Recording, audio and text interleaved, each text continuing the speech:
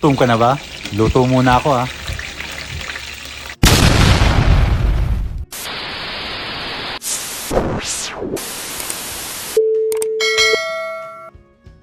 So ito nga, dito na yung mga rekado natin. Yan, dato puti suka, magic sarap. Yan isda natin. Flying fish or burador dito sa atin. Yan, may paminta rin tayong kasama. Kakatapos nga lang natin linisin to, no? Tapos yan nga, nahiwa na rin natin. May kasama pang tinik.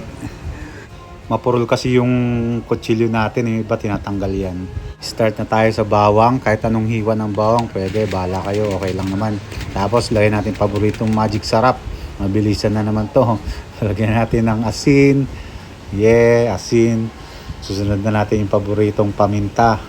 Yan, paminta ka. Tapos lalagay na natin yung suka.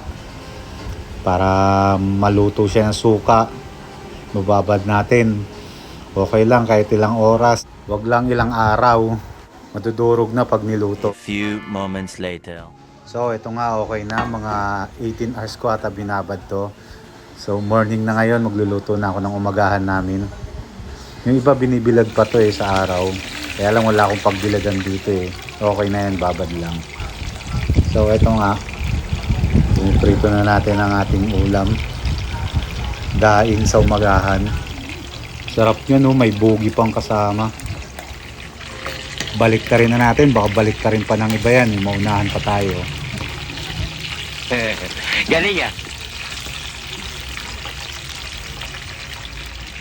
Next batch na guys. Nagugutom na kami.